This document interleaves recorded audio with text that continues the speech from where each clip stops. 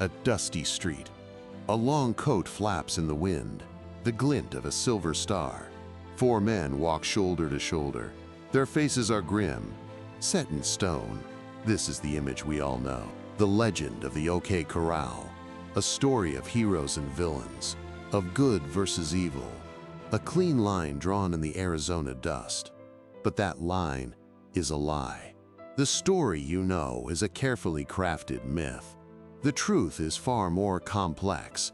It's a story of politics, power, and greed. It's a story of a town on the brink of civil war. And it all came to a head in 30 seconds of chaos and blood. This is the untold story of the gunfight at the OK Corral, and the real truth behind the legend of Wyatt Earp. The year is 1881. The place is Tombstone, Arizona. It is not a quiet western town. It is a boom town, a powder keg. Silver has been struck in the nearby hills. Prospectors and businessmen flood in, seeking fortune. They are mostly Northerners, Republicans. They believe in order, investment, and town ordinances. They are the establishment. One of these men is Wyatt Earp. He is the town marshal. His brothers, Morgan and Wyatt, are his special deputies. Wyatt is a former lawman, a gambler, a man with a reputation and immense ambition.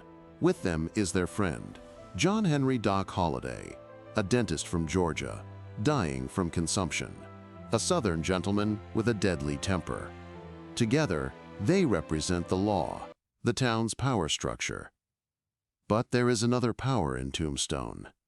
Outside the town limits, in the vast, dusty plains, are the ranchers. Many are Southerners, Democrats. They resent the town's new money and new rules. Among them are a loose confederation of men. The townspeople call them the cowboys. They are accused of rustling cattle, robbing stagecoaches. The most prominent are the Clantons and the McClorys, Ike and Billy Clanton, Tom and Frank McClory. They see the Earps not as lawmen, but as rivals, tyrants enforcing unfair laws. The tension had been simmering for months. A failed stagecoach robbery.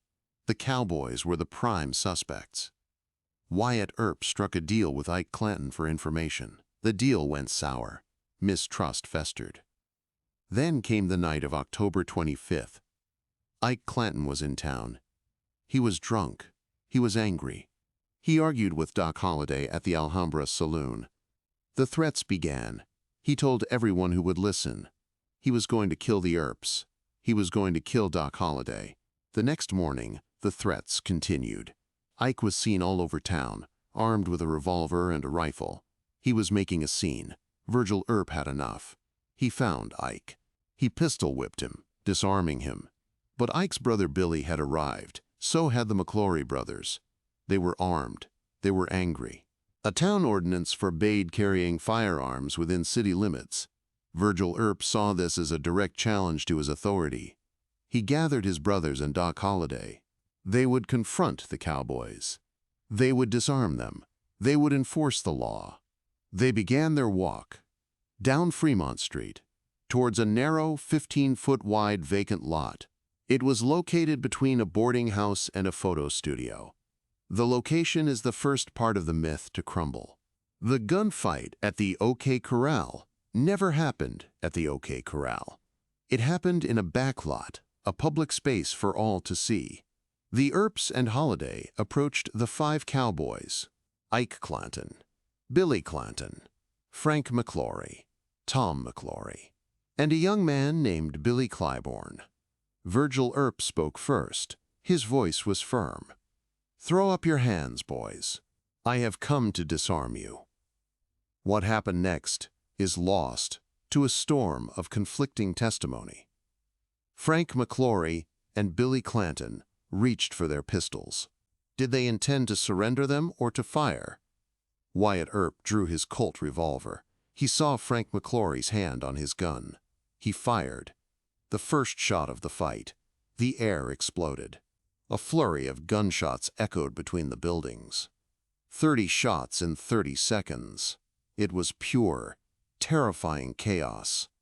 Ike Clanton, the man who started it all, was unarmed. He lunged at Wyatt, screaming he had no gun. Wyatt shoved him aside. "The fight has commenced. Get to fighting or get away." Ike ran. He fled through the back of the photo studio, vanishing from the fight he instigated. Doc Holliday carried a short, double-barreled shotgun. He concealed it under his long coat. He saw Tom McClory reach toward his horse. He thought Tom was reaching for a rifle. Holliday leveled the shotgun. He fired a blast of buckshot into Tom's chest. But was Tom McClory armed? This question would haunt the aftermath. Some witnesses swore he was. Others claimed his rifle was still in its scabbard on his horse. Billy Clanton, though wounded, fought hard. He fired wildly, hitting Virgil Earp in the calf. Morgan Earp was shot through the shoulders. But the cowboys were outgunned. Frank McClory was shot in the stomach and the head. He staggered into the street and fell. Billy Clanton, shot in the chest and wrist, collapsed against a nearby house. He was dead. Tom McClory, his chest torn open by Holliday's shotgun, stumbled a few feet and died. The smoke cleared. 3 men lay dead or dying in the dust of Fremont Street. Virgil and Morgan Earp were wounded. Doc Holliday was grazed by a bullet. Only one man stood completely untouched: Wyatt Earp. The fight was over. But the war had just begun. The bodies were taken to the undertaker. They were put on display.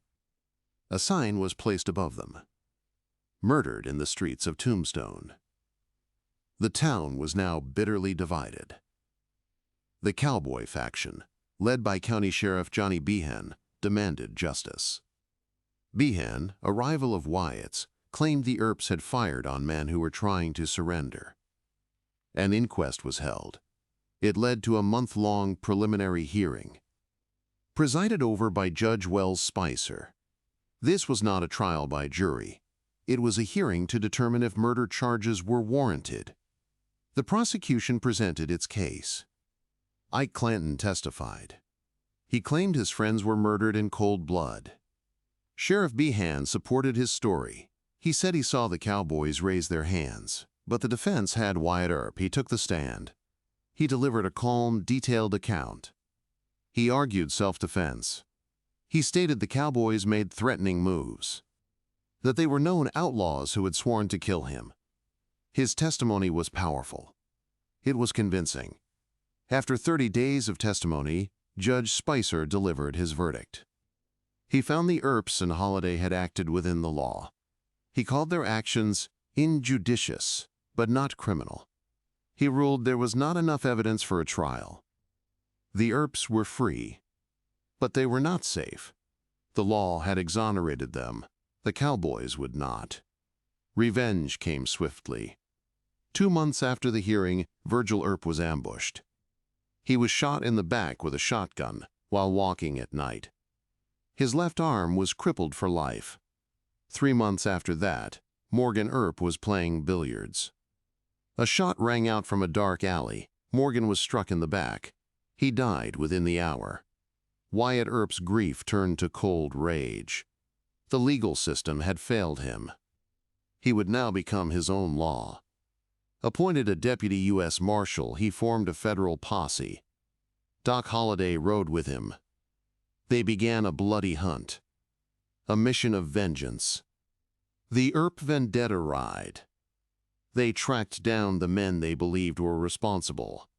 Frank Stillwell was gunned down at a train station. Florentino Indian Charlie Cruz was found riddled with bullets. Curly Bill Brocious was killed in a shootout. Was this justice, or was it a series of calculated executions? Wyatt Earp left Arizona a wanted man, with a warrant out for his arrest. He would never return. He spent the rest of his long life shaping his own story. He collaborated on biographies. He spoke to writers. He carefully polished the tarnished reality of Tombstone. He transformed the messy, politically charged feud into a simple tale of courage. The myth of the OK Corral was born, a story where lawmen were flawless heroes, and their enemies were pure evil. The truth lies buried beneath that myth. The truth is that the 30-second gunfight was not the end of a story. It was the violent centerpiece of a brutal power struggle. A struggle for the soul of a town, fought with bullets, ballots, and blood. The past is never as simple as the legends tell us, and in the dusty streets of Tombstone, the echoes of that truth can still be heard.